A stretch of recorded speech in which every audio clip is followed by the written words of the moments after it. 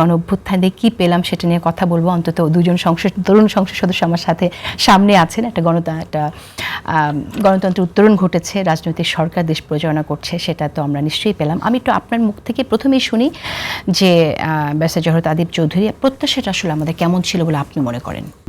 কেসারেন শেকড় থেকে শিখরে।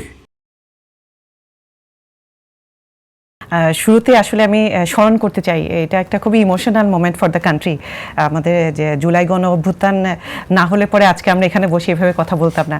তো অবশ্যই আমি শুরু করতে চাচ্ছি স্মরণ করে যারা আমাদের যত শহীদ পরিবার আছেন, এছাড়া যারা আহত হয়েছেন, মানে ওনাদের লাইফটাই চেঞ্জ হয়ে গেছে এই গণ অভ্যুত্থানে। আমি ওনাদেরকে স্মরণ করছি শ্রদ্ধা ভরে।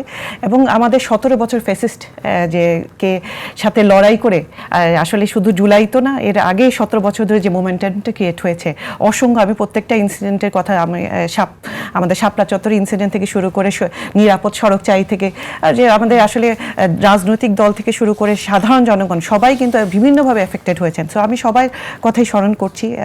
তখন ওই 17 বছরের গুম, খুন, নির্যাতনের শিকার যারা। সো এখন আসি জুলাইয়ের প্রত্যাশা। আপনার যে কোয়েশ্চেনটা ছিল যে জুলাইয়ের প্রত্যাশাটা কী ছিল, আমার মনে হয় যে জুলাইয়ের প্রত্যাশা ছিল যেটা বেসিক, সেটা হচ্ছে এই যে আমরা ওপেনলি কথা বলতে পারছি।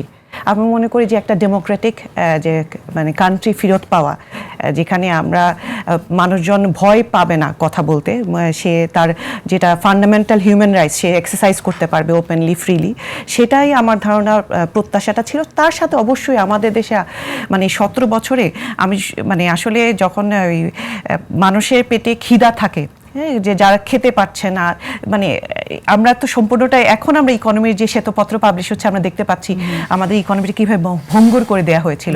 এটার অবশ্যই এফেক্ট আছে।